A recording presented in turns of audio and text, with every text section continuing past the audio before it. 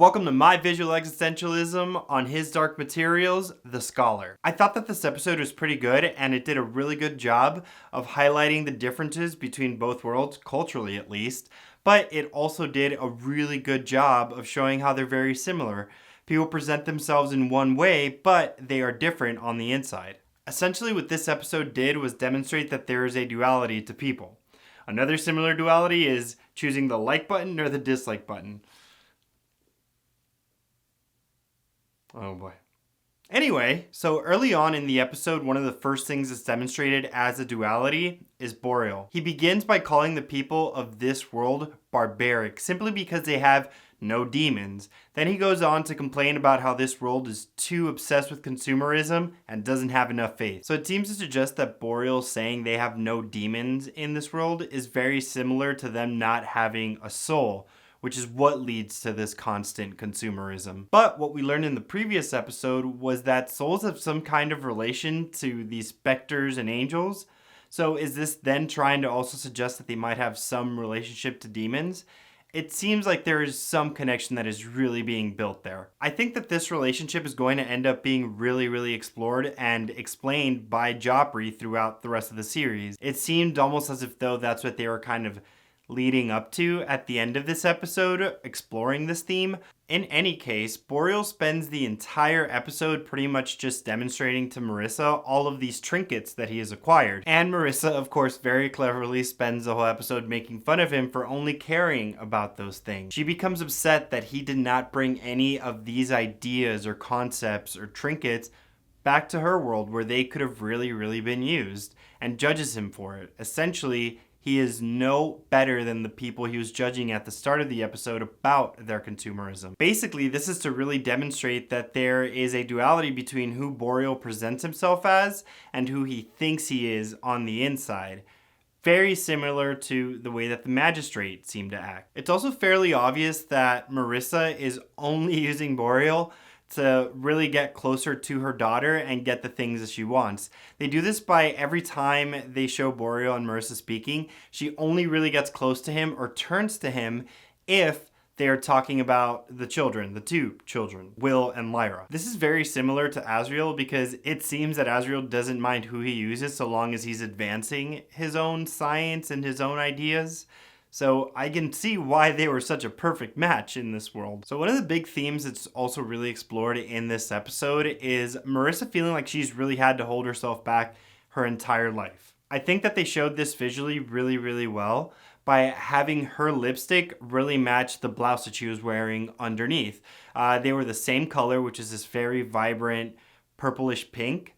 And then over it, she was wearing a black suit jacket, similar to what the magistrate was wearing and similar to what Boreal was wearing. So it seems like they're kind of suppressing her. And this was then later explained in the dialogue where she felt like, oh, she could have been so much had she just been in this world, but instead she was in her world where she couldn't even publish a paper unless she gave credit to a man. I think the idea in matching the lipstick to the blouse is to just basically show that the only time she has real power is when she is talking because she knows how people think. She's smarter than them. So she can really manipulate a situation to get ahead and get the things that she wants. Another amazing thing that they did to represent this in the episode of the duality of Marissa between who she was on the outside and who she presents herself as and who she really is was when they had Lyra really mimicking her actions. They did this by having Lyra's demon become a honey badger and just attack the golden monkey entirely in a very similar way that Miss Coulter was acting at the start to Lyra and her demon. However, I think that Lyra's really been able to show that she understands the difficulties of her mother and how she doesn't want to be anything like that. And when she saw herself acting like that, she was really worried about it. But she is still growing, and Will brought her back from going full on like this. Very similar to how Lyra was bringing Will back from his insecurities about being the knife bearer. It's really starting to seem as if though Will and Lyra are two halves of the same coin. And to further emphasize this, there's a line that Lyra says where she was like, "You do the cutting, I'll do the talking." And then further on them being two halves of the same coin, they were once again framed between two angels when they were walking about. Basically, it was a scene where they were trying to go into the tower to cut a hole to go into Boreal's basement.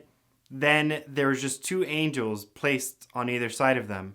It seems like they're two halves of the same knife almost. Is there some kind of suggestion there that they're both kind of the knife bearer? I don't know. Maybe the duality of Will and Lyra is the same duality as the subtle knife, being able to cut through worlds and also cut through anything. Then there was the one scene where Will was standing in the doorframe and the camera cuts to his right hand, the one that has the two fingers missing. Later on in the episode, when Will is fighting with Boreal, he seems to crush that hand and hold it as to kind of like hurt him.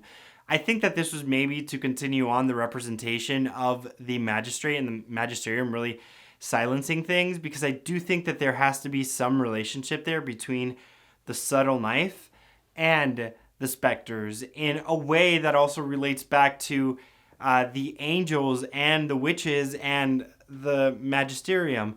This is something that gets explored a little bit later with Mary. And in any case, what's up with the magisterium? Why is it that they all have either insects or rodents as their demons? What is going on there? It's so weird. And then all of a sudden, too, they're worried about the corruption should the witches come back from the portal, which is weird. I don't get it. Unless there's something that the magisterium knows about the witches. And something that I kind of remembered this episode was just the way that the specters look was very similar to the way the witches look whenever they go into that form. I remember when one of the witches was going to go kill another witch that was caught by Miss Coulter, she transformed in something that looked very similar as a specter. And the 3D artists have been amazing in this.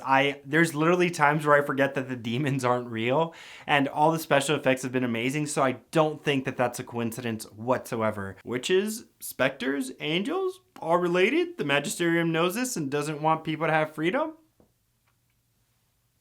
This corruption's had a lot of similarity to when the angel was speaking to Mary Malone, who was very prominent and also had her own duality in this episode. In this episode, Mary was told to act as the serpent. The serpent, as we know in these stories, especially Adam and Eve, were always talking about how to bring freedom and knowledge to people, right? And then immediately after speaking about this, to act as a serpent, she is told to protect the boy and the girl. So is it seeming to suggest that they are Adam and Eve, Will and Lyra? Are they Adam and Eve? To further add to this analogy, there's the talk about meet at the hornbeam tree. That is where you'll find the portal to the other world. So is there going to be some version of an apple for them? Is the apple the subtle knife? But then finally, when Mary does find the hornbeam tree, she is told to deceive the guard, and the guard believes that she is Miss Coulter. I believe that what they're doing is really setting us up to kind of see Mary as Lyra's mother.